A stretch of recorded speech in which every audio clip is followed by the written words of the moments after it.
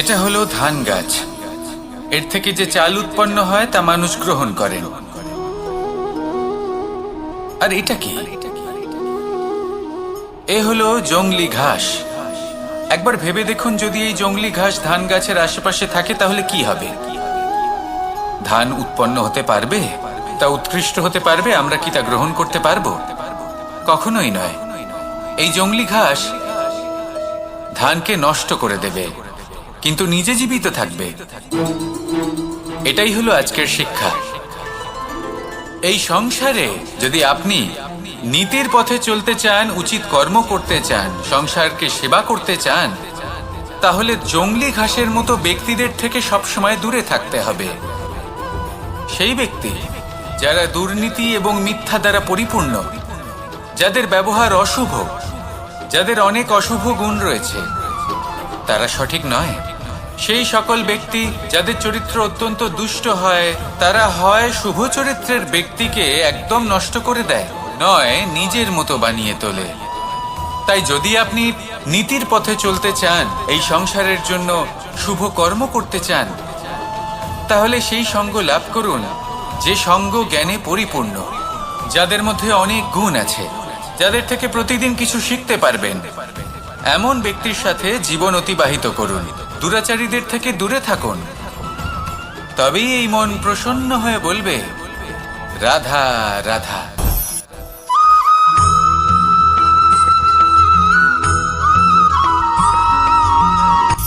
সূচের শেষে একটি ছিদ্র থাকে, যার দ্বারা আমরা এই সুতো পরাতে পারি। আর তারপর সূচের সাহায্যে এই সুতো দিয়ে বস্ত্র সেলাই করা যায়। কিন্তু যদি সুতোটা সোজা করে ধরা না হয়, তাহলে সূচে কখনো এই সুতো পরানোই সম্ভব নয়। যদি এতে কোনো গিঁট পড়ে, তখন তা কখনোই এই ছিদ্র দ্বারা প্রবেশ করা সম্ভব নয়। ঠিক এইভাবেই যদি আপনি কারোর জীবনে প্রবেশ করতে চান, কারোর অন্তরে প্রবেশ করতে চান, তাহলে আপনাকেও সহজ থাকতে হবে। এতে কোনো গিঁট থাকলে চলবে না, অর্থাৎ মনে যাতে কোনো মালিন্য না থাকে, যেন কোনো কুচিন্তা না থাকে। যদি এসব থাকে, তাহলে আপনি কখনো কারোর জীবনে প্রবেশ করতে পারবেন না। আর যদি কোনোভাবে আপনি প্রবেশ করেও যান, তাহলে তার মনে ঘর করতে পারবেন না। নিজেকে এই সুতোর মতন করে তুলুন, সহজ। মনে যেন কোনো কুচিন্তা না থাকে, সবার প্রতি যেন সদ্ভাবনা থাকে, শুভ চিন্তা থাকে। এমনটা করতে থাকুন। এমন একটা দিন আসবে যেদিন এই সমস্ত সংসারের ব্যক্তির মনে আপনি বাস করবেন। আর তখন এই মন প্রসন্ন হয়ে বলবে, রাধা রাধা।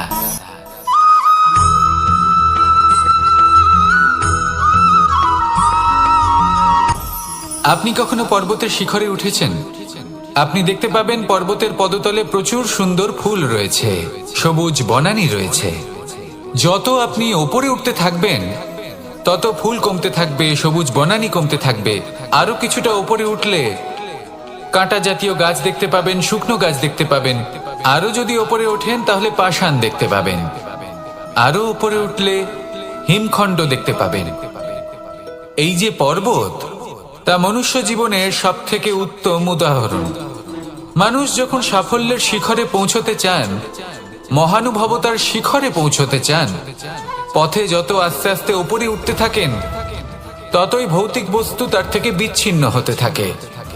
যদি তিনি সেই ভৌতিক বস্তুগুলি ত্যাগ না করতে পারেন, তাহলে কখনোই সেই স্থানে পৌঁছতে পারবেন না।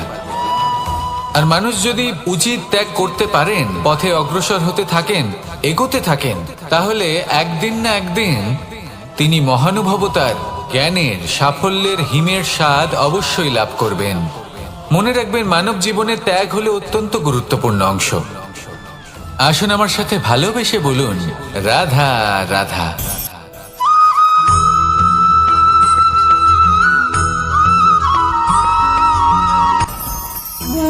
ভোজন। এবার ভোজন সংগ্রহ করার জন্য মানুষ কি না করেন, সব সময় চেষ্টা করতে থাকেন। ফসল উৎপাদনের জন্য অনেক পরিশ্রম করতে থাকেন, কিন্তু অনেক সময় অনেক পরিশ্রম করার পরেও ফসল ভালো উৎপাদন হয় না। এর কারণ কি? কারণ হলো এটাই যে আপনি পরিশ্রম হয়তো অনেক করেছেন, কিন্তু আপনার নজর তো সেই বীজের দিকে ছিলই না যা আপনি রোপণ করেছেন। সেই জন্য সব সময় কোনো বীজ রোপণ করার আগে তাকে পরখ করে দেখুন, তা অত্যন্ত আবশ্যক।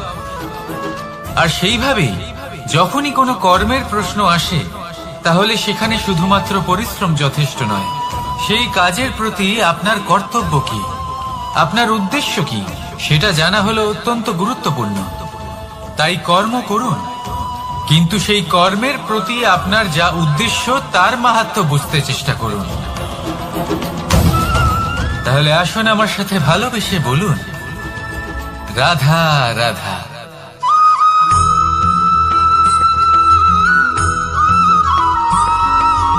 বসন্ত ঋতু, এই সময় মন আনন্দে ভরে থাকে। এমন মনে হয় যেন আমরা আকাশে বিচরণ করতে চলে যাই, কিন্তু সেটা তো সম্ভব নয়। সেই জন্য হয়তো আমরা ঘুড়ি ওড়াই, এই ঘুড়িকে নিজেদের প্রতিরূপ মনে করে। এবার অনেক মানুষ আছেন যারা ঘুড়ি ওড়ান, কিন্তু এই কর্মের সারমর্ম কি সেটা কজন বুঝতে পারেন? আপনি এটা মনে করুন যে আপনি হলেন সেই ঘুড়ি, আর এই সুতো যিনি ধরে রয়েছেন তিনি হলেন পরমাত্মা। আর এই সুতো যেখান থেকে শুরু হয়, সেই লাটাই হলো আমাদের কর্মচক্র। এবার আপনি নিজেই অনুমান করুন যে এই উড়ান কার ওপর নির্ভরশীল, পরমাত্মার ওপর আর আপনার কর্মের ওপর।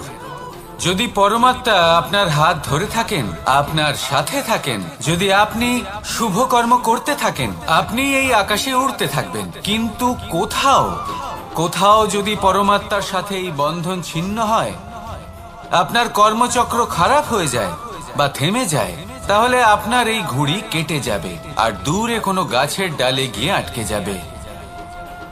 তাই শুধুমাত্র ঘুড়ি ওড়াবেন না, তার থেকে শিখুন, পরমাত্মার সাহচর্যে থাকুন, সবসময় শুভ কর্ম করতে থাকুন আর সবসময় এই আকাশে উড়তে থাকুন। আসুন আর আমার সাথে ভালোবেসে বলুন, রাধা।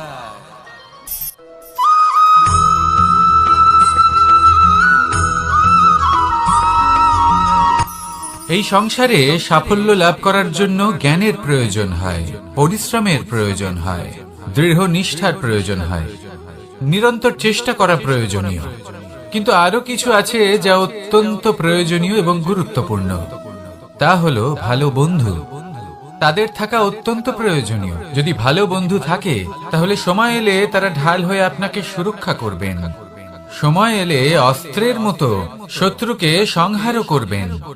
যদি তিনি জ্ঞানী হন, তাদের মধ্যে সদ্গুণ থাকে, তাহলে এই সব গুণ আপনার মধ্যেও প্রবেশ করবে। তাহলে সাফল্যের জন্য ভালো বন্ধু পাওয়া অত্যন্ত প্রয়োজনীয়। কিন্তু শুধু বন্ধু কেন, ভালো শত্রুও থাকা প্রয়োজনীয়। এবার আপনি ভাববেন, আমি কি বললাম? যদি আপনার জীবনেও ভালো অর্থাৎ শক্তিশালী শত্রু থাকে, তাহলে আপনিও শক্তিশালী হতে থাকবেন। এই শত্রু আপনাকে প্রেরিত করবে আরো বেশি শক্তিশালী হয়ে ওঠার। কখনো কোনো হরিণকে দেখুন, তীব্র গতিতে দৌড়তে থাকে। কেন তীব্র গতিতে দৌড়য়? এই কারণে নয় যে কোথাও তার জন্য মধুর ঘাস অপেক্ষা করে রয়েছে, না। সে এই কারণে তীব্র গতিতে দৌড়য় কারণ সেটা না করলে তার পেছনে একটি সিংহ আছে যে ওকে নিজের ভোজন করে ফেলবে। তাই জীবনে বিপদ, সংকট, এই সবকিছুও হলো অত্যন্ত গুরুত্বপূর্ণ। তার সম্মুখীন হতে শিখুন আর আমার সাথে ভালোবেসে বলুন, রাধা রাধা।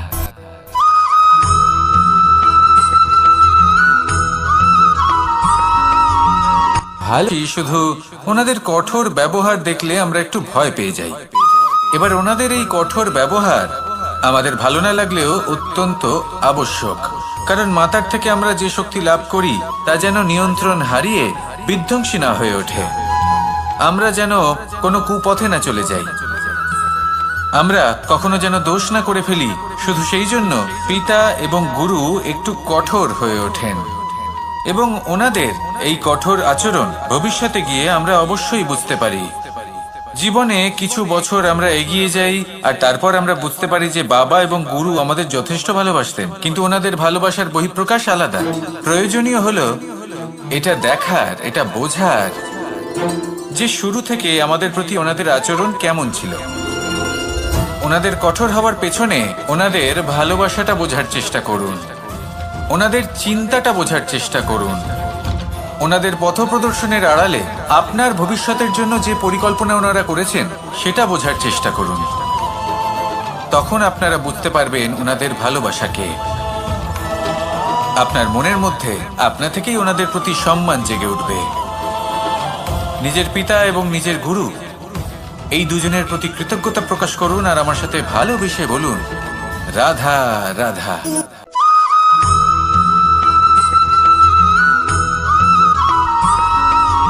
কথায় আছে, প্রত্যেক পুত্র তার পিতার প্রতিচ্ছবি হয়, আর সমস্ত প্রতিচ্ছবি চায় যেন সে তার অস্তিত্ব প্রাপ্ত করতে পারে।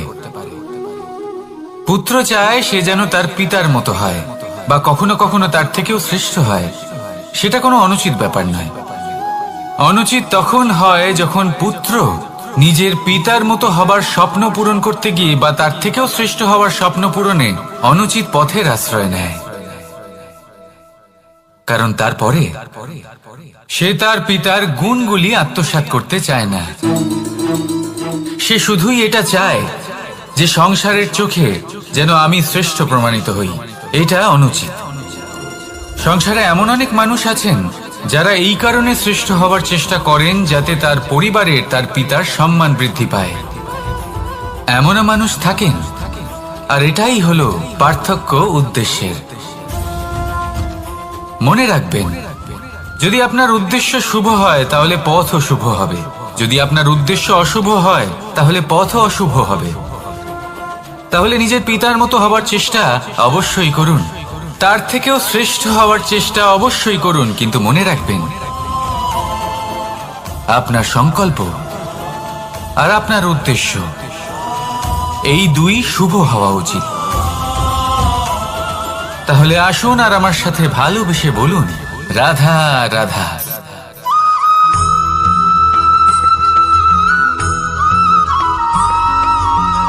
আপনি কখনো কোনো বাজকে নিজের বাসা বানাতে দেখেছেন?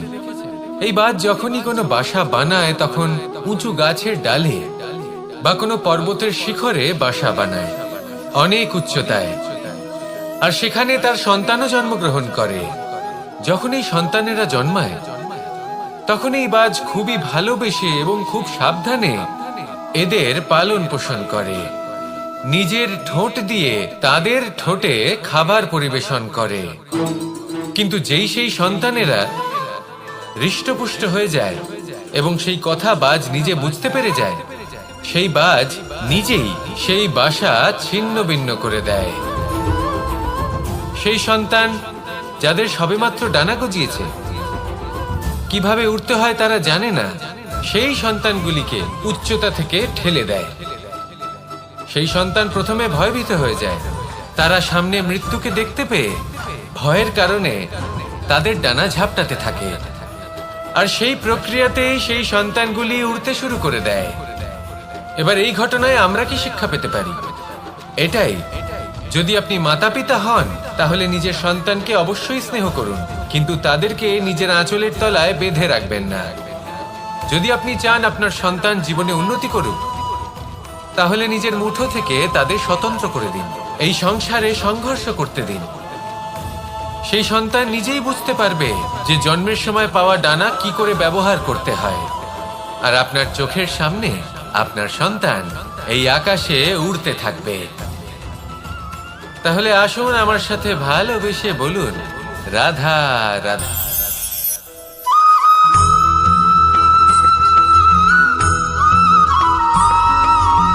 পঞ্চতত্ত্বের মধ্যে দ্বিতীয় তত্ত্ব হল ধরণী, ভূমি, যাকে আমরা ধরণী মাতা বলি। এই ধরণী ধৈর্য ধারণ করে, আর এর ওপরেই আমাদের সমগ্র সংসার নির্ভরশীল। কারণ এই ভূমি সহ্য ক্ষমতা রাখে। এর সহ্য ক্ষমতা হলো অপরিসীম। সন্তান যতই আঘাত প্রদান করুক না কেন, প্রেম পূর্বক সহ্য করে, আর তার বদলে অমূল্য রত্ন প্রদান করে। সন্তান যদি হাল চালায় তাহলে তার বদলে তাকে অন্ন প্রদান করে। এটাই হলো ধরনী।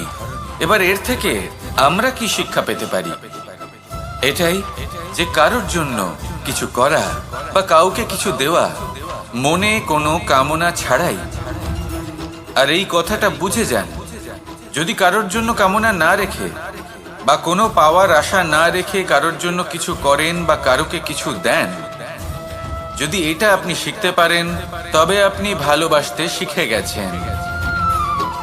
আর সেই জন্যই এই ধরিত্রীকে মাতা বলা হয়, কারণ মাতা শুধু উনি নন যিনি গর্ভে সন্তানকে ধারণ করেন, মাতা তো উনিও যিনি জীবন বাঁচতে শেখান, যিনি জীবন বাঁচার উদাহরণ প্রদান করেন।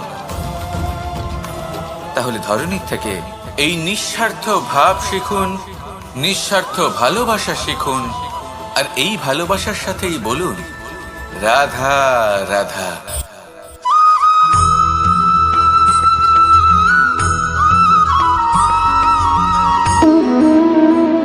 সম্পর্ক হলো আমাদের জীবনের একটি আধার। কিছু সম্পর্ক এমন যে আমরা জন্মসূত্রে লাভ করি, যেমন পরিবার, মা বাবা। কিছু সম্পর্ক আছে যে আমরা জীবনে অর্জন করে থাকি, তা সে প্রেমের হোক, স্নেহের হোক বা বন্ধুত্বের। এই সকল সম্পর্ক লাভ করার বা গড়ে তোলার 5টি ধাপ রয়েছে। প্রথম ধাপ, কোনো ব্যক্তির সাথে আলাপ হওয়া, তার সাথে কথা বলা বা তাকে দেখা। দ্বিতীয় ধাপ, সে ব্যক্তিকে আমাদের ভালো লাগা। তৃতীয় ধাপ, আমাদের এটা চাইতে শুরু করা যে জীবনে এই ব্যক্তি যেন আমাদের বন্ধু হন, আমাদের জীবনে থাকেন, বা আমাদের কাউকে ভালোবেসে ফেলা। আর এটা আমাদের ভাবা বা চাওয়া যে সেই ব্যক্তি যেন আজীবন আমার সাথে থাকেন, আমার জীবনে আমার সাথী হয়ে। চতুর্থ ধাপ, লাভ করা। এবার এই ধাপটি অনেক মানুষের পক্ষেই খুবই সরল হয়, বড়ই সরল ভাবে নিজেদের সঙ্গীকে লাভ করে থাকেন। কিছু মানুষের জন্য এই ধাপ অত্যন্ত কঠিন হয়ে থাকে। অনেক প্রতিকূল পরিস্থিতির উপর জয়লাভ করে তারা সঙ্গীকে লাভ করেন, কিন্তু লাভ অবশ্যই করেন। এরপরে আসে পঞ্চম, অন্তিম এবং সব থেকে গুরুত্বপূর্ণ ধাপ। সেটা হলো সেই সম্পর্ক পালন করা। এটা হলো এমন এক বিষয় যা প্রত্যেক মানুষের শেখা উচিত। যদি ব্যক্তি নিজের জীবনে সম্পর্ক রক্ষা করতে শিখে যান, তবে প্রত্যেক সম্পর্ক তার জীবনকে স্বর্গ করে তুলবে। আসুন আর আমার সাথে ভালোবেসে বলুন রাধা রাধা।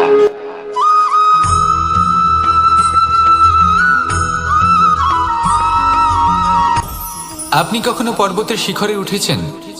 আপনি দেখতে পাবেন পর্বতের পদতলে প্রচুর সুন্দর ফুল রয়েছে, সবুজ বনানী রয়েছে। যত আপনি ওপরে উঠতে থাকবেন তত ফুল কমতে থাকবে, সবুজ বনানী কমতে থাকবে। আরো কিছুটা ওপরে উঠলে কাঁটা জাতীয় গাছ দেখতে পাবেন, শুকনো গাছ দেখতে পাবেন। আরো যদি ওপরে ওঠেন তাহলে পাষাণ দেখতে পাবেন। আরো ওপরে উঠলে হিমখণ্ড দেখতে পাবেন। এই যে পর্বত, তা মনুষ্য জীবনের সব থেকে উত্তম উদাহরণ। মানুষ যখন সাফল্যের শিখরে পৌঁছতে চান, মহানুভবতার শিখরে পৌঁছতে চান, পথে যত আস্তে আস্তে উপরে উঠতে থাকেন, ততই ভৌতিক বস্তু তার থেকে বিচ্ছিন্ন হতে থাকে। যদি তিনি সেই ভৌতিক বস্তুগুলি ত্যাগ না করতে পারেন, তাহলে কখনোই সেই স্থানে পৌঁছতে পারবেন না। আর মানুষ যদি উচিত ত্যাগ করতে পারেন, পথে অগ্রসর হতে থাকেন, এগোতে থাকেন, তাহলে একদিন না একদিন তিনি মহানুভবতার, জ্ঞানের, সাফল্যের হিমের স্বাদ অবশ্যই লাভ করবেন। মনে রাখবেন, মানব জীবনে ত্যাগ হলো অত্যন্ত গুরুত্বপূর্ণ অংশ। আসুন আমার সাথে ভালোবেসে বলুন রাধা রাধা।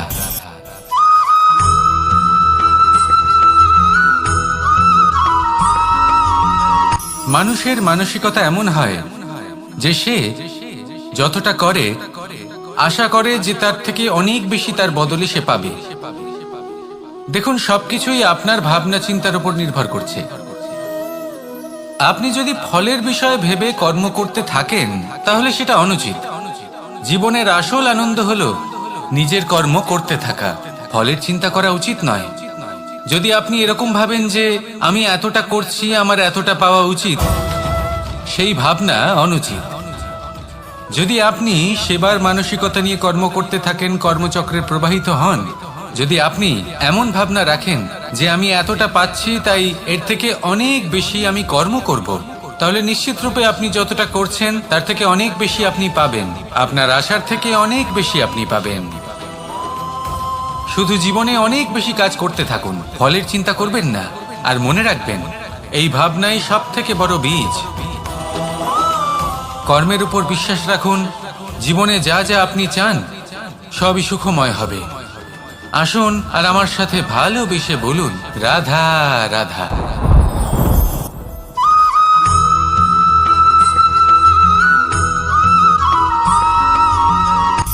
সূচের শেষে একটি ছিদ্র থাকে যার দ্বারা আমরা এই সুতো পরাতে পারি, আর তারপর সূচের সাহায্যে এই সুতো দিয়ে বস্ত্র সেলাই করা যায়।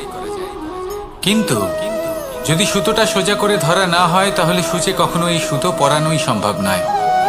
যদি এতে কোনো গিঁট পড়ে তখন তা কখনোই এই ছিদ্র দ্বারা প্রবেশ করা সম্ভব নয়। ঠিক এইভাবেই যদি আপনি কারোর জীবনে প্রবেশ করতে চান, কারোর অন্তরে প্রবেশ করতে চান, তাহলে আপনাকেও সহজ থাকতে হবে।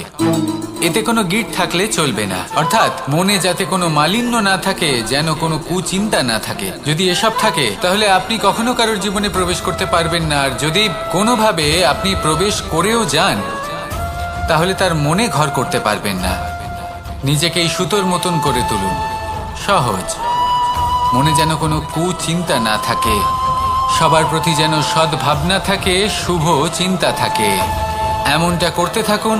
এমন একটা দিন আসবে যেদিন এই সমস্ত সংসারের ব্যক্তির মনে আপনি বাস করবেন, আর তখন এই মন প্রসন্ন হয়ে বলবে, রাধা রাধা।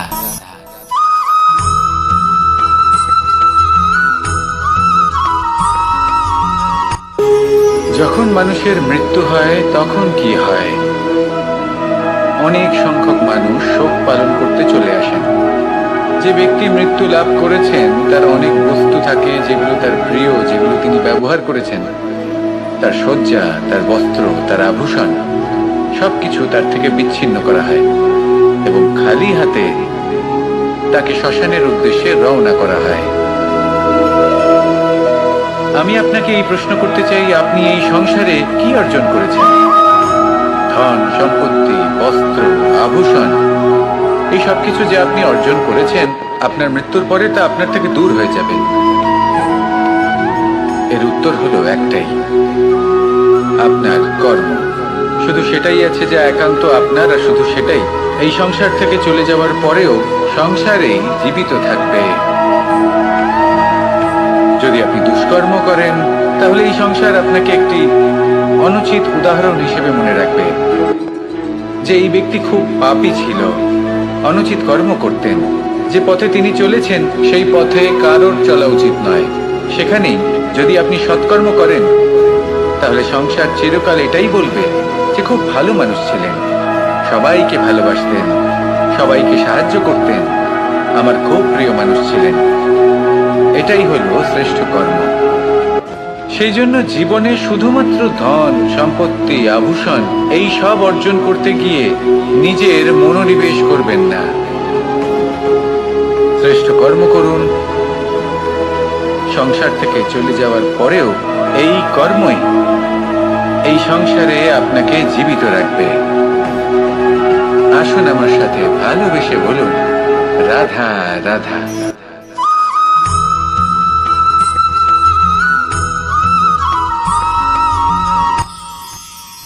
মানুষ তার জীবনে দুই ধরনের পরিস্থিতিকে খুব ভয় পায়। এক, কোনো কারণবশত কারোর সামনে নত হওয়া। দুই, কোনো কারণে নিজের চরিত্র থেকে, নিজের মূল্যবোধ থেকে বিচ্যুত হওয়া।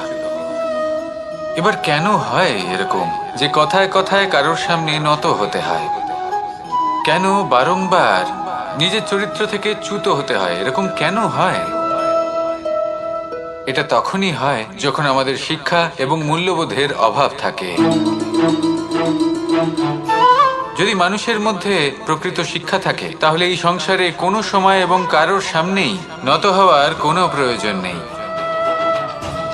যদি মানুষের মধ্যে মূল্যবোধ থাকে তাহলে তাকে নিজের মূল্যবোধ বা চরিত্র থেকে বিচ্যুত হতে হয় না, তা সে যাই হয়ে যাক না কেন। কোনো বালককে যদি জন্ম থেকেই সুশিক্ষার অধিকারী করা হয়, শিক্ষিত করা হয়, মূল্যবোধের অধিকারী করা হয়, তবে সে এই সংসারে এমন কর্ম করবে যাতে সে নিজেকে, নিজের পরিবারকে, সমগ্র সমাজকে গর্বিত করতে পারে। শিক্ষা লাভ করুন, মূল্যবোধ লাভ করুন এবং আমার সাথে ভালোবেসে বলুন, রাধা রাধা।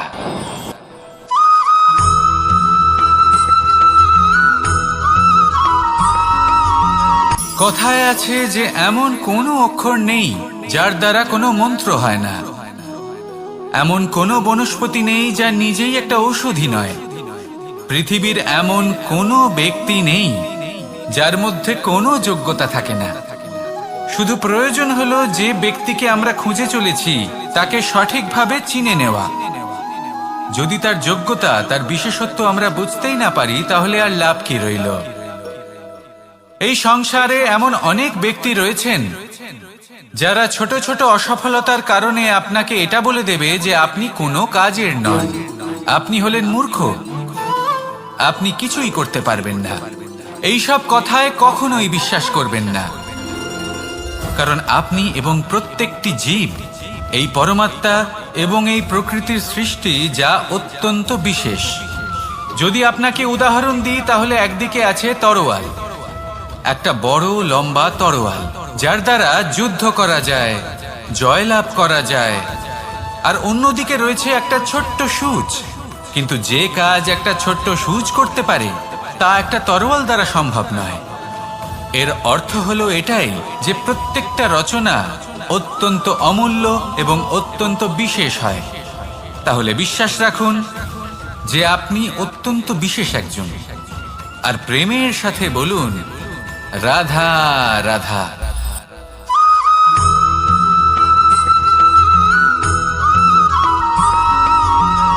এই সংসারে কোনো বস্তু হোক বা ব্যক্তি হোক, তার একার গুরুত্ব কিন্তু খুব বেশি নয়। একটা উদাহরণ হিসেবে বৃষ্টির ফোঁটাকে ভেবে দেখুন। যদি একটি বৃষ্টির ফোঁটা হয় তাহলে তার খুব বেশি গুরুত্ব থাকে না, কিন্তু যখন সহস্র বৃষ্টির ফোঁটা মেঘের মধ্যে দিয়ে ঝরে পড়ে তখন সেটা বর্ষার রূপ ধারণ করে। সেই বর্ষা যা এই প্রকৃতিকে শান্ত করে। সেইভাবেই পাথরের ছোট টুকরো, তার খুব বেশি গুরুত্ব থাকে না, কিন্তু যখন অসংখ্য পাথরের টুকরো একত্রিত হয় তখন তা পর্বতের আকার ধারণ করে। সেইভাবেই কিছু মানুষ যখন একত্রিত হন তখন তৈরি হয় পরিবার, কিছু পরিবার যখন একত্রিত হয় তখন তৈরি হয় সমাজ, যখন অনেক সংখ্যক সমাজ একত্রিত হয় তখন তৈরি হয় রাজ্য। এবার এই রাজ্যের সবথেকে গুরুত্বপূর্ণ ব্যক্তি হতে পারেন রাজা, কিন্তু তাও সেই রাজা একা কিছু করতে পারেন না। যুদ্ধ লড়ার সময় তারও নিজের সৈন্যদলকে প্রয়োজন পড়ে। কিন্তু এই সংসারে এমন একজন ব্যক্তি আছেন যিনি একাই সব কাজ করতে থাকেন, এবং সেই ব্যক্তি হলেন মা।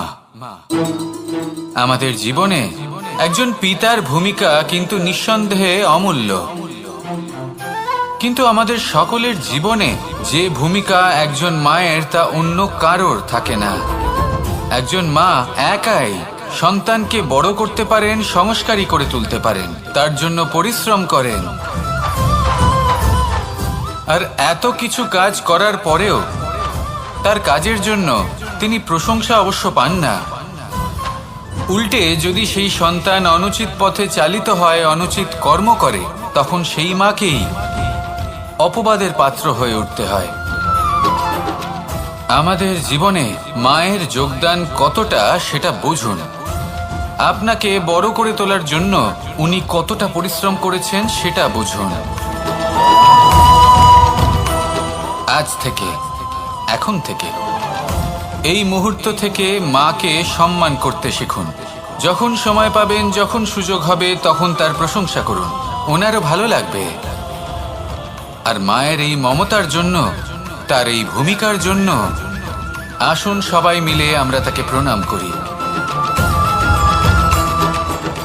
আর সকলে মিলে ভালোবেসে বলি, রাধা রাধা।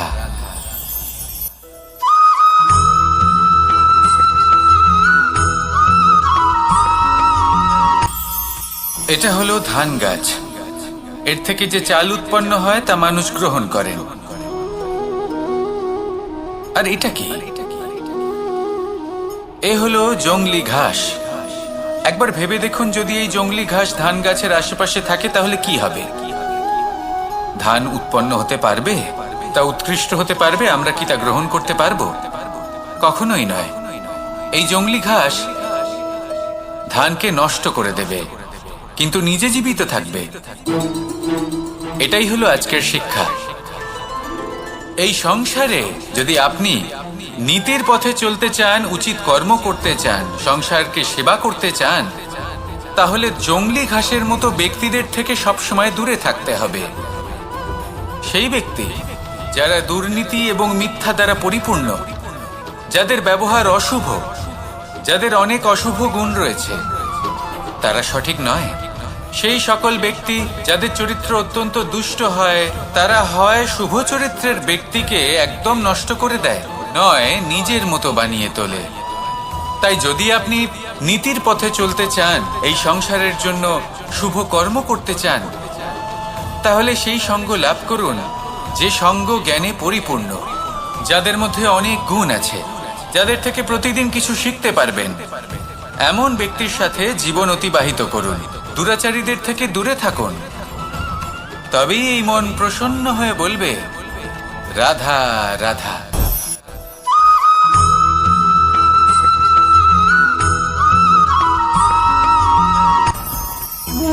ভোজন। এবার ভোজন সংগ্রহ করার জন্য মানুষ কি না করেন, সব সময় চেষ্টা করতে থাকেন। ফসল উৎপাদনের জন্য অনেক পরিশ্রম করতে থাকেন, কিন্তু অনেক সময় অনেক পরিশ্রম করার পরেও ফসল ভালো উৎপাদন হয় না। এর কারণ কি? কারণ হলো এটাই যে আপনি পরিশ্রম হয়তো অনেক করেছেন, কিন্তু আপনার নজর তো সেই বীজের দিকে ছিলই না যা আপনি রোপণ করেছেন। সেই জন্য সব সময় কোনো বীজ রোপণ করার আগে তাকে পরখ করে দেখুন, তা অত্যন্ত আবশ্যক। আর সেইভাবেই যখনই কোনো কর্মের প্রশ্ন আসে, তাহলে সেখানে শুধুমাত্র পরিশ্রম যথেষ্ট নয়। সেই কাজের প্রতি আপনার কর্তব্য কি, আপনার উদ্দেশ্য কি, সেটা জানা হলো অত্যন্ত গুরুত্বপূর্ণ। তাই কর্ম করুন, কিন্তু সেই কর্মের প্রতি আপনার যা উদ্দেশ্য তার মাহাত্ম্য বুঝতে চেষ্টা করুন। তাহলে আসুন আমার সাথে ভালোবেসে বলুন, রাধা রাধা।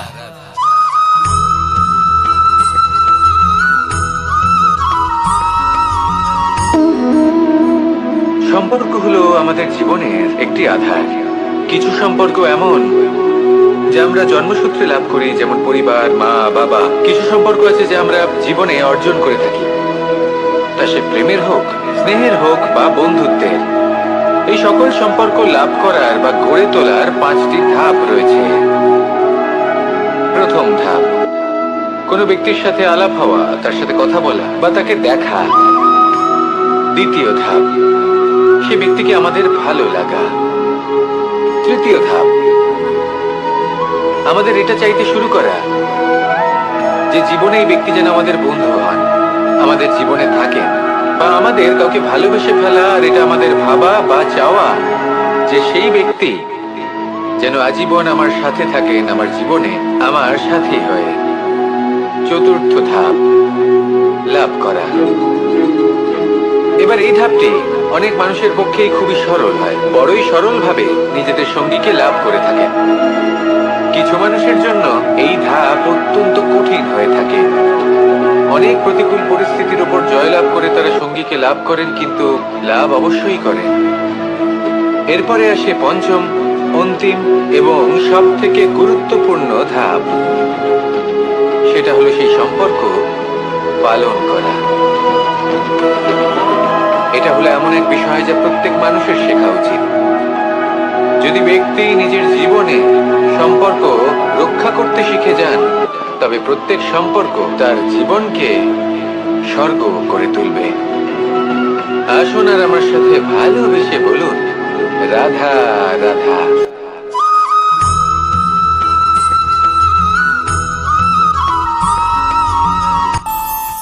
আমাদের মনে যখন কোনো প্রশ্ন ওঠে, কোনো দ্বন্দ্ব জাগে, তখন আমরা যাই আমাদের গুরুর কাছে। আমাদের আরাধ্যের কাছে গিয়ে জিজ্ঞেস করি। এইভাবেই একদিন আমি পৌঁছলাম আমার আরাধ্যের কাছে, আমার মহাদেবের কাছে, আর ওনাকে প্রশ্ন করলাম যে মহাদেব, জীবনে আনন্দ পাওয়ার, উৎসব পালনের, প্রেম ভাগ করে নেবার, জীবনকে উপভোগ করে নেওয়ার সর্বশ্রেষ্ঠ সময় কোনটা? মহাদেব হাসলেন আর উনি বললেন, জীবনে উৎসব পালনের সব থেকে শ্রেষ্ঠ দিন হলো মৃত্যুর ঠিক আগের দিনটা। প্রেম ভাগ করে নেওয়ার সব থেকে শ্রেষ্ঠ মুহূর্ত হলো মৃত্যুর ঠিক আগের মুহূর্ত। জীবনকে উপভোগ করে নেওয়ার সর্বশ্রেষ্ঠ প্রহর হলো মৃত্যুর এক প্রহর পূর্বে। তখন আমি চমকে গেলাম। আমি বললাম, কিন্তু মহাদেব, মৃত্যু তো অনিশ্চিত, আমরা জানিও না কবে আমাদের মৃত্যু হবে। মহাদেব আবার হাসলেন। উনি বললেন যে যদি আমরা এভাবে জীবন কাটাই যে আমরা জীবনের প্রত্যেক দিন, প্রত্যেক মুহূর্ত, প্রত্যেক প্রহর শেষ বলে মনে করি, তাহলে আমাদের সমস্ত জীবন আনন্দের সাথেই অতিবাহিত হবে। কি বলেন?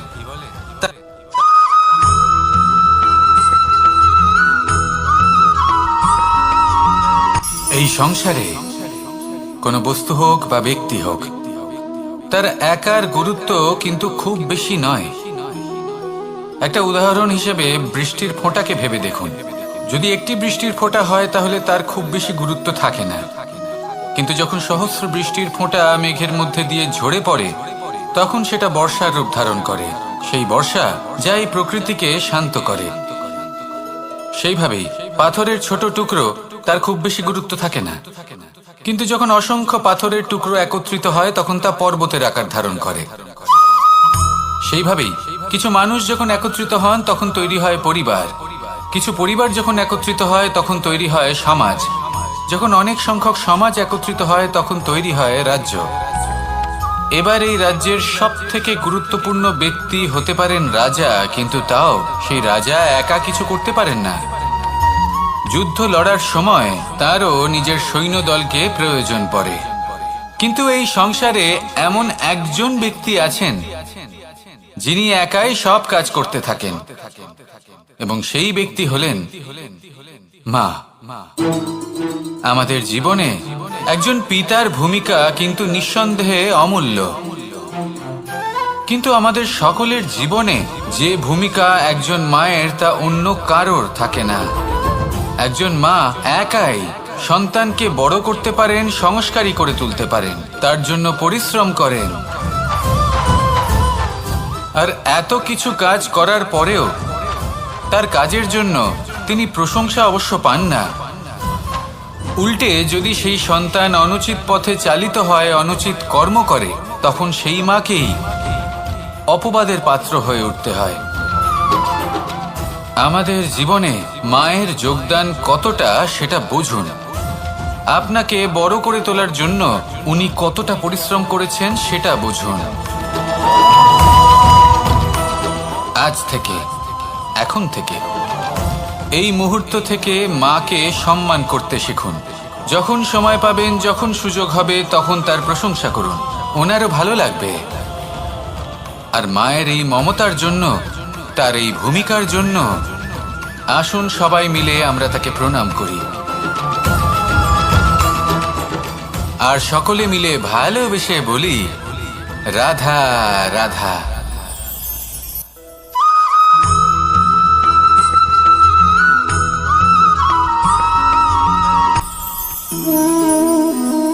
শক্তি এক অত্যন্ত বিচিত্র বস্তু, বা বলতে পারেন অনুভূতি। পিতা সবসময় চান যেন তিনি তার শক্তি পুত্রকে। আসুন আপনাকে সহজে বোঝাই। যদি আপনি সুপাত্র হন আর আপনাকে শক্তি দেওয়া হয়, তাহলে আপনি সেই শক্তির গুরুত্ব বুঝবেন, কোথায় সেই শক্তি প্রয়োগ করা উচিত সেটা বুঝবেন। আর এটা যেহেতু অর্জন করা শক্তি হবে, সেই শক্তির অপব্যবহার হবে না। কিন্তু যদি এই আপনি কুপাত্র হন আর যদি আপনাকে এই শক্তি দেওয়া হয়, তাহলে কি হবে? দেখতে গেলে এই শক্তি আপনি দান হিসেবে পেয়েছেন, তাই না আপনি এই শক্তির গুরুত্ব বুঝবেন আর না এর প্রয়োগ আপনি জানবেন। তার অপব্যবহার হওয়া সুনিশ্চিত। তাই যদি আপনি কোনো শক্তি অর্জন করতে চান তাহলে আগে তার যোগ্য হয়ে উঠুন, পুত্র নয় পাত্র হয়ে উঠুন। আর আমার সাথে ভালোবেসে বলুন, রাধা রাধা।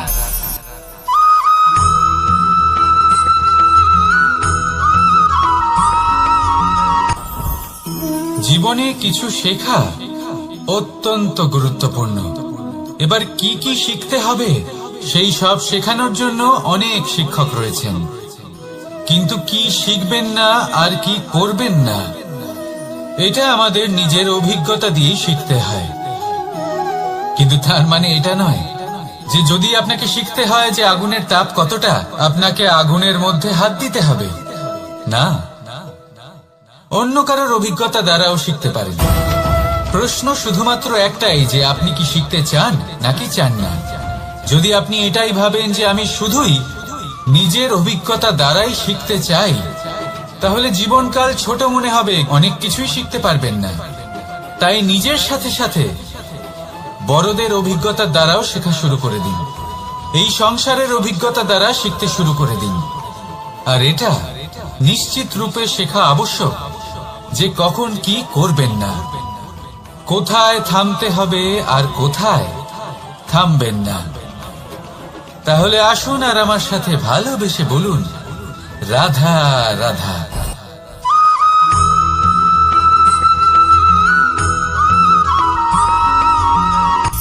সূচের শেষে একটি ছিদ্র থাকে যার দ্বারা আমরা এই সুতো পরাতে পারি, আর তারপর সূচের সাহায্যে এই সুতো দিয়ে বস্ত্র সেলাই করা যায়। কিন্তু যদি সুতোটা সোজা করে ধরা না হয় তাহলে সূচে কখনো এই সুতো পরানোই সম্ভব নয়। যদি এতে কোনো গিঁট পড়ে তখন তা কখনোই এই ছিদ্র দ্বারা প্রবেশ করা সম্ভব নয়। ঠিক এইভাবেই যদি আপনি কারোর জীবনে প্রবেশ করতে চান, কারোর অন্তরে প্রবেশ করতে চান, তাহলে আপনাকেও সহজ থাকতে হবে। এতে কোনো গিঁট থাকলে চলবে না, অর্থাৎ মনে যাতে কোনো মালিন্য না থাকে, যেন কোনো কুচিন্তা না থাকে। যদি এসব থাকে তাহলে আপনি কখনো কারোর জীবনে প্রবেশ করতে পারবেন না। আর যদি কোনোভাবে আপনি প্রবেশ করেও যান তাহলে তার মনে ঘর করতে পারবেন না। নিজেকে এই সুতোর মতন করে তুলুন, সহজ। মনে যেন কোনো কুচিন্তা না থাকে, সবার প্রতি যেন সদ্ভাবনা থাকে, শুভ চিন্তা থাকে। এমনটা করতে থাকুন। এমন একটা দিন আসবে যেদিন এই সমস্ত সংসারের ব্যক্তির মনে আপনি বাস করবেন, আর তখন এই মন প্রসন্ন হয়ে বলবে, রাধা রাধা।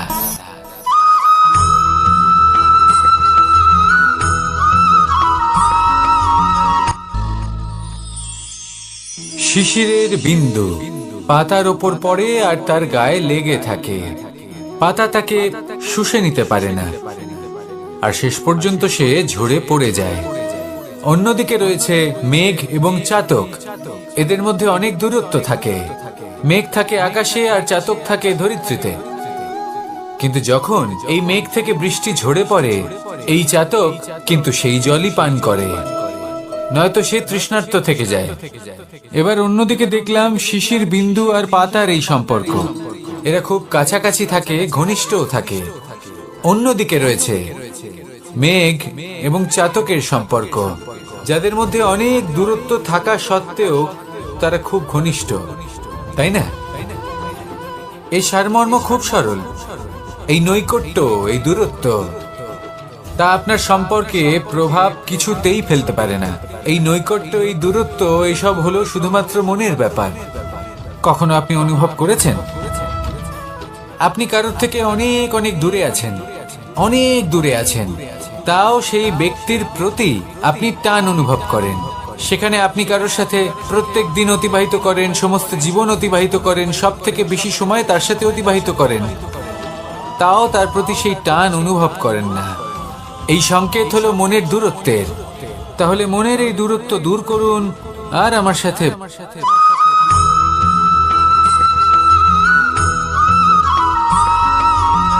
এই সংসারে সব থেকে বড় ব্যক্তি কে?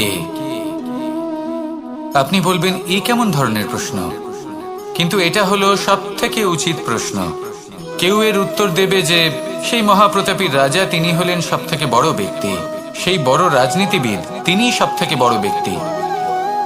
আমি আপনাকে জানাই যে সংসারের সব থেকে বড় ব্যক্তি হলেন তিনি, যার সাথে দেখা করলে আপনি নিজেকে ছোট মনে করবেন না। কোনো ব্যক্তি যিনি সব থেকে বেশি শক্তিশালী, আপনি যদি তার সামনে যান তাহলে উনি আপনার অন্তরের শক্তিকে বাইরে বের করে আনবে, আপনার অন্তরে লুকিয়ে থাকা শক্তিকে জাগ্রত করতে প্রেরণা প্রদান করবে। তিনি হলেন বড় ব্যক্তি, তিনি হলেন মহান ব্যক্তি। তিনি নন যিনি নিজের বল এবং ঐশ্বর্য দ্বারা আপনাকে তার সামনে ছোট প্রমাণ করবেন। এবং সেই জন্য মহাদেব আমার আরাধ্য হলেন আমার খুব প্রিয়। কারণ রাজা হোক বা ফকির, কেউ যদি ওনার সামনে যান তাহলে সে নিজেকে ছোট মনে করেন না। আপনিও যদি জীবনে অনেক বড় হতে চান তাহলে কাউকে কখনো নিজেকে ছোট মনে করতে দেবেন না। তার অন্তরে বড় হয়ে ওঠার প্রেরণা প্রদান করুন। আসুন আমার সাথে ভালোবেসে বলুন, রাধা রাধা।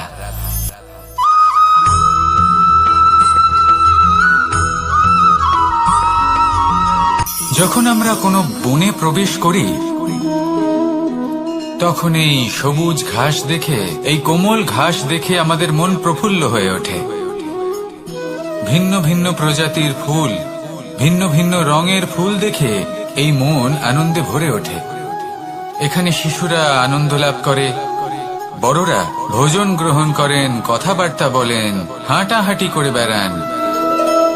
এবার ভেবে দেখুন, যখন এই উপবনের নির্মাণ হয়েছিল সেই সময় যদি এই মাটিকে সঠিকভাবে খনন না করা হতো, যদি তাতে সঠিকভাবে বীজ রোপণ না করা হতো, যদি কোনো সংঘর্ষ না হতো, পরিশ্রম না করা হতো, যদি চলতে চলতে পায়ে কাঁটা না বিঁধে যেত, তাহলে এই সুন্দর বন দেখে আমরা কি এই আনন্দ লাভ করতে পারতাম?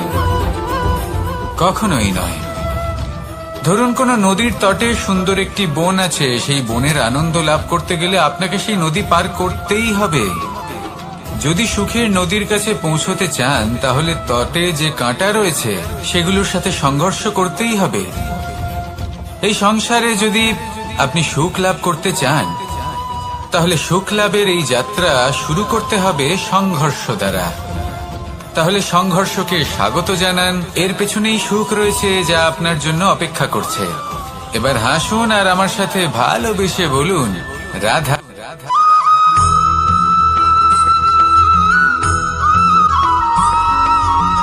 পঞ্চতত্ত্বের মধ্যে দ্বিতীয় তত্ত্ব হল ধরণী, ভূমি, যাকে আমরা ধরণী মাতা বলি। এই ধরণী ধৈর্য ধারণ করে, আর এর ওপরেই আমাদের সমগ্র সংসার নির্ভরশীল। কারণ এই ভূমি সহ্য ক্ষমতা রাখে, এর সহ্য ক্ষমতা হলো অপরিসীম।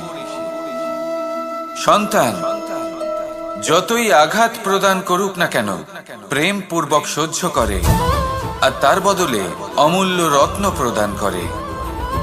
সন্তান যদি হাল চালায় তাহলে তার বদলে তাকে অন্ন প্রদান করে।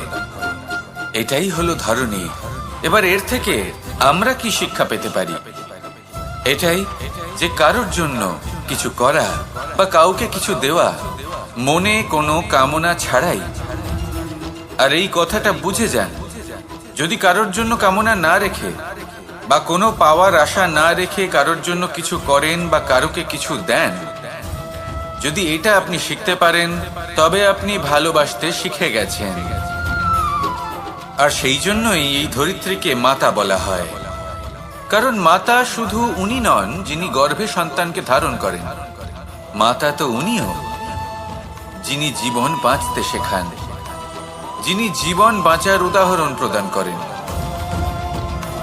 তাহলে ধরণীর থেকে এই নিঃস্বার্থ ভাব শিখুন, নিঃস্বার্থ ভালোবাসা শিখুন, আর এই ভালোবাসার সাথেই বলুন, রাধা রাধা।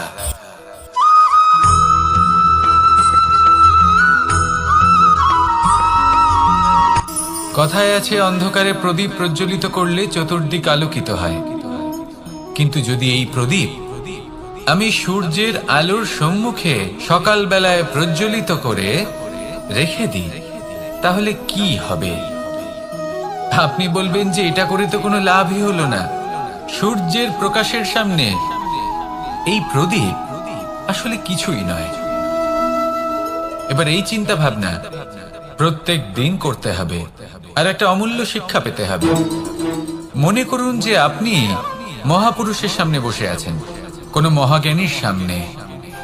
তাহলে সেই ব্যক্তির সামনে নিজের জ্ঞানের প্রদীপ প্রজ্বলিত করবেন না, নীরব থাকুন, আর সেই ব্যক্তির সূর্যের প্রকাশের মতো জ্ঞান প্রাপ্ত করুন। যতটা পারবেন জ্ঞান লাভ করুন। যদি এমন কোনো সময়, এমন কোনো স্থানে আপনি আছেন যেখানে চতুর্দিক অন্ধকার, কারোর কাছেই জ্ঞান নেই, সেখানে নিজের জ্ঞানের প্রদীপ প্রজ্বলিত করুন। এমন করলে দুদিক থেকেই আপনার লাভ হবে। আপনার জ্ঞান প্রাপ্তিও হবে, আর জ্ঞানের সঠিক প্রয়োগও করতে পারবেন। আর এই মন প্রসন্ন হয়ে বলবে, রাধা রাধা।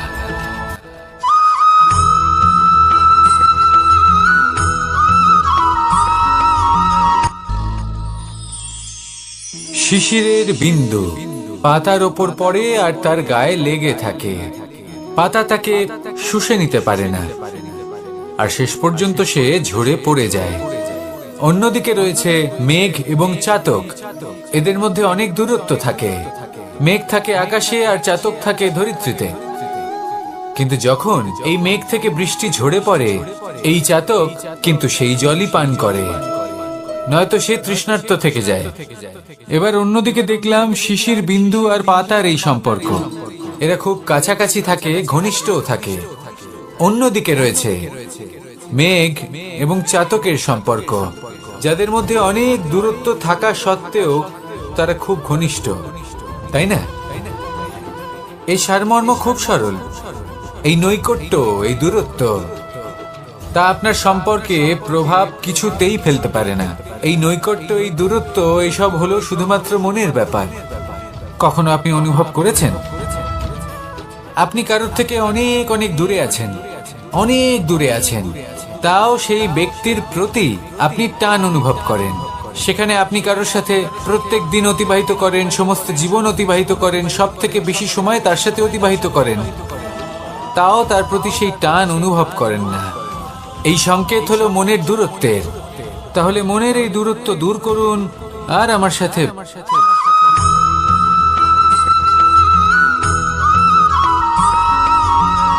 এই সংসারে কোনো বস্তু হোক বা ব্যক্তি হোক, তার একার গুরুত্ব কিন্তু খুব বেশি নয়। একটা উদাহরণ হিসেবে বৃষ্টির ফোঁটাকে ভেবে দেখুন। যদি একটি বৃষ্টির ফোঁটা হয় তাহলে তার খুব বেশি গুরুত্ব থাকে না, কিন্তু যখন সহস্র বৃষ্টির ফোঁটা মেঘের মধ্যে দিয়ে ঝরে পড়ে, তখন সেটা বর্ষার রূপ ধারণ করে। সেই বর্ষা যা এই প্রকৃতিকে শান্ত করে। সেইভাবেই পাথরের ছোট টুকরো, তার খুব বেশি গুরুত্ব থাকে না, কিন্তু যখন অসংখ্য পাথরের টুকরো একত্রিত হয় তখন তা পর্বতের আকার ধারণ করে। সেইভাবেই কিছু মানুষ যখন একত্রিত হন তখন তৈরি হয় পরিবার। কিছু পরিবার যখন একত্রিত হয় তখন তৈরি হয় সমাজ। যখন অনেক সংখ্যক সমাজ একত্রিত হয় তখন তৈরি হয় রাজ্য।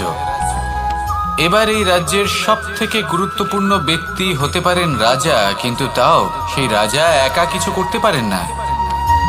যুদ্ধ লড়ার সময় তারও নিজের সৈন্যদলকে প্রয়োজন পড়ে। কিন্তু এই সংসারে এমন একজন ব্যক্তি আছেন যিনি একাই সব কাজ করতে থাকেন, এবং সেই ব্যক্তি হলেন মা। আমাদের জীবনে একজন পিতার ভূমিকা কিন্তু নিঃসন্দেহে অমূল্য, কিন্তু আমাদের সকলের জীবনে যে ভূমিকা একজন মায়ের তা অন্য কারোর থাকে না।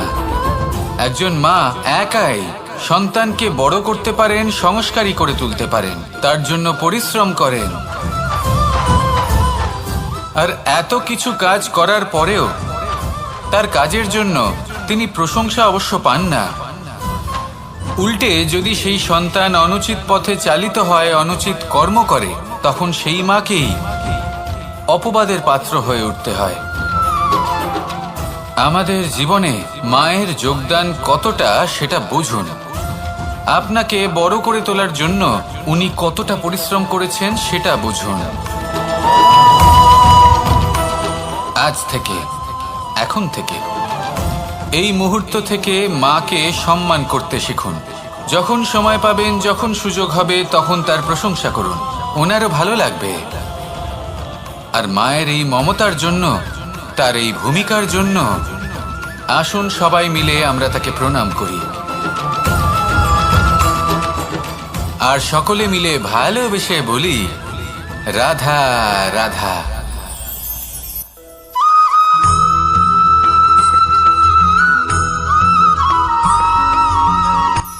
এই সংসারে সাফল্য লাভ করার জন্য জ্ঞানের প্রয়োজন হয়, পরিশ্রমের প্রয়োজন হয়, দৃঢ় নিষ্ঠার প্রয়োজন হয়, নিরন্তর চেষ্টা করা প্রয়োজনীয়।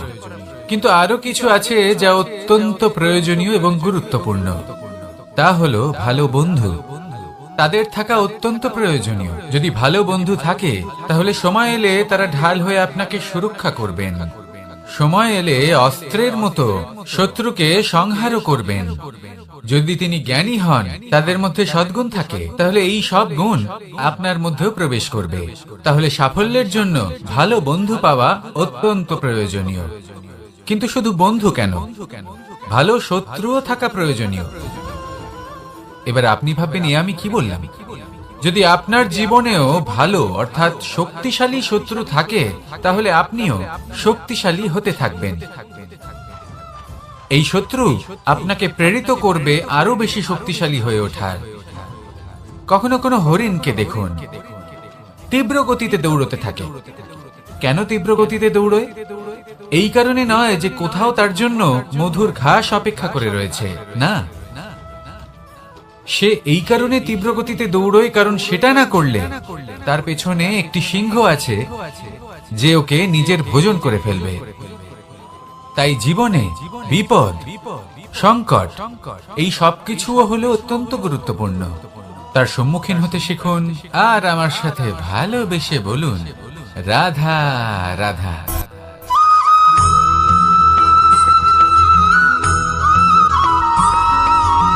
মানুষ জন্মগ্রহণ করে, তার সাথে ভয়েরও জন্ম হয়। ছোটবেলা থেকেই আমাদের মনে কোনো না কোনো প্রকারের ভয় থেকেই যায়। কেউ এই বিষয়ে ভয় পায় যে তার কোনো বস্তু তার থেকে দূরে চলে যাবে। কেউ এই বিষয়ে ভয় পায় যে আমি নিজেকে হারিয়ে ফেলব। কেউ এই ভেবে ভয় পায় যে আমার প্রিয়জনেরা তারা যেন আমার থেকে দূরে না চলে যায়। কেউ এই ভেবে ভয় পায় যে আমরা যেন পথ না হারিয়ে ফেলি, আদি ইত্যাদি। কিন্তু সত্যি কথা বলতে, ভেবে দেখুন এই ভয় বাস্তবে কি? শুধুই একটা মনস্থিতি, আর কিছুই নয়। যা কিছু আপনি জীবনে পেয়েছেন তা একদিন আপনাকে হারাতে হবে। এই জীবন হলো আপনারই, কিন্তু তাও একদিন সমাপ্ত হবে। তাই ভয় পেয়ে কি লাভ? এই ভয় শুধু আপনাকে জীবন যাপন করা থেকে বাধা দিচ্ছে, আর কিচ্ছু নয়। পথ হারিয়ে ফেললেই বুঝতে পারবেন যে নতুন পথ কিভাবে বানাতে হয়। কিছু মানুষকে জীবন থেকে হারালে তবেই আপনি বুঝবেন যে আপনার আপনজনকে। এই ভয়ের কারণে ভীত হয়ে থাকবেন না। এই তারা নক্ষত্র অন্ধকারের অভাবে গুরুত্ব হারায়। শিবকেও মহাদেব হওয়ার জন্য বিষ পান করতে হয়েছিল। প্রত্যেক পরিস্থিতি, প্রত্যেক সাফল্য আপনার পরীক্ষা নেবে। তাতে উত্তীর্ণ হওয়া হলো আপনার কর্ম। যখনই আপনি ভয় পাবেন বা সংকটের সম্মুখীন হবেন, তখন সাহসের সাথে তার সম্মুখীন হন। মনে রাখবেন, যে সম্মুখীন হতে জানে, সাফল্য তার সাথে সবসময় থাকে। আসুন আর আমার সাথে ভালোবেসে বলুন, রাধা রাধা।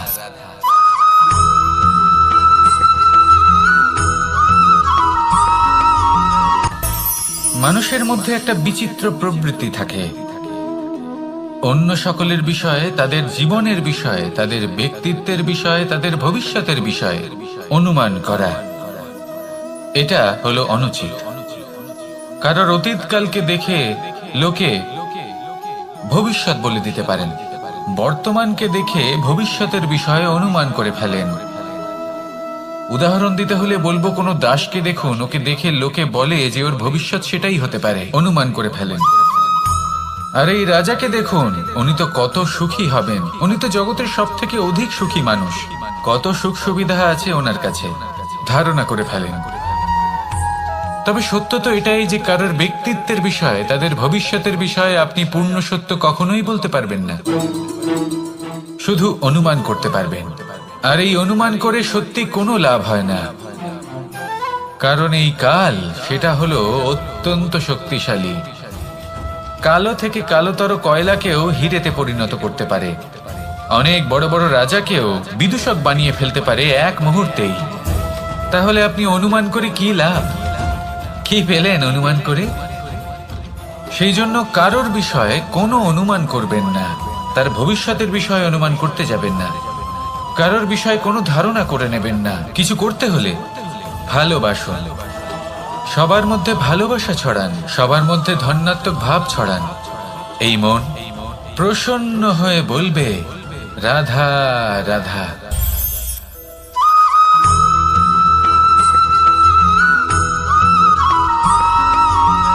এই সংসারে সব থেকে বেশি কোমল বস্তু হলো রেশম। এই রেশম এতটাই কোমল হয় যে এর পুরো একটা থান শুধুমাত্র একটা হাতে ধরা সম্ভব। কখনো ভেবে দেখেছেন এই রেশম কিভাবে হয়? একটি কীট তার লালার দ্বারা উৎপন্ন হয়। এই কীট সেই রেশমকে পাক দিতে থাকে, পাক দিতেই থাকে, আর আস্তে আস্তে তার মধ্যেই জড়িয়ে পড়ে। শেষে ওর এই সুন্দর অমূল্য সৃষ্টি রেশমের এই সুতো তার নির্মাণ কার্য পূর্ণ হয়, কিন্তু তাতেই ও নিজে বন্দী হয়ে যায়। নিজেরই মায়াজালের এই বন্দী গৃহে নিজেই ফেঁসে যায়। এবার এই সুতোকে ব্যবহারযোগ্য করে তোলার জন্য এই কীটগুলিকে এই কবচের সাথেই ফুটন্ত জলে ফেলে দেওয়া হয়। এই সংসারে যদি আমাদের স্বপ্ন এই সংসারের দুঃখ হরণ করার জন্য, এই সংসারে সুখ বিতরণ করার জন্য হয়, তবেই আমাদের প্রগতি সম্ভব। যদি আমাদের এই স্বপ্ন শুধুই আমাদের এবং আমাদের স্বার্থ সিদ্ধির জন্য হয়, তাহলে এই স্বপ্ন আমাদের অন্ধ করে দেবে, আমাদের অন্ধকারের পথে নিয়ে যাবে, আর আমরাও সেই কীটের মতো হয়ে যাব। নিজেদেরই মায়াজালে আমরা নিজেই ফেঁসে যাব, আর শেষে আমরা যদি কিছু লাভ করি তা হবে একাকিত্ব, অন্ধকারময় মৃত্যু।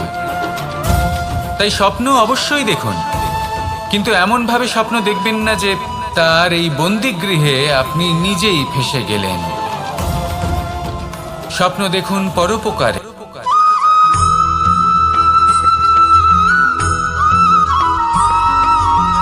এই সংসারে প্রত্যেক মানুষ এটাই চান যে তিনি যেন ধনবান হন, আর্থিক অবস্থা তার ভালো থাকে, ওনার বাড়িতে লক্ষ্মীর আগমন হয়। কিন্তু সেটা হবে কি করে, সেটাই হলো প্রশ্ন। কেউ বলেন যে যদি পরিশ্রম করো তাহলে ধন অর্জন সম্ভব, কেউ বলেন যে যদি বিদ্যা লাভ হয় তবেই ধন অর্জন সম্ভব, কেউ বলেন যে যদি বলশালী হও তবেই সম্পন্ন থাকবে। ভালো কথা, যদি তাই হয়ে থাকে, তবে দিনমজুর সারা দিন পরিশ্রম করেন, তিনি কেন ধনী হন না? অনেকজন বিদ্বান মানুষ আছেন এই সংসারে, তারা কেন ধনবান হন না? অনেক সংখ্যক বলশালী ব্যক্তি আছেন, তাদের কাছে ধন নেই কেন? তাদের কেন ধনের অভাব হয়? আবার এমনও কিছু মানুষ আছেন যারা পরিশ্রম করেন, তারা দিনমজুর, কিন্তু তারা ধন অর্জন করতে পারেন। কিছু বিদ্বান ব্যক্তি আছেন যাদের কাছে অধিক মাত্রায় ধন রয়েছে, কয়েকজন বলশালী ব্যক্তি রয়েছেন যাদের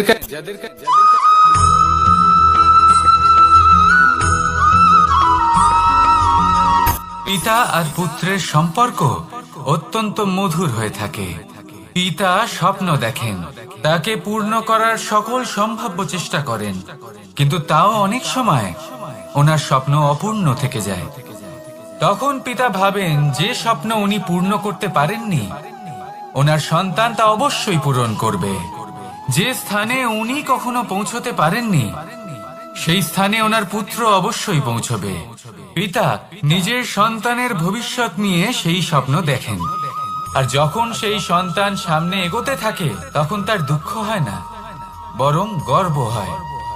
ওনার ভালো লাগে এটা দেখে যে ওনার সন্তান অনেক উন্নতি করছে। কিন্তু যখন সন্তান নিজের অভিভাবকের শক্তি দেখে, তার যশ দেখে হিংসা করতে থাকে, সমস্যা সেইখানেই শুরু হয়। সেই জন্য সকল সন্তানকে এটা মনে রাখতে হবে, দেখুন, পুত্র হবার সুবাদে, এক সন্তান হবার সুবাদে এটা হলো আপনার অধিকার যে আপনি আপনার পিতার থেকে বেশি উন্নতি করবেন। আপনার পিতাও এটাই চান, কিন্তু সুস্থভাবে এটা করুন।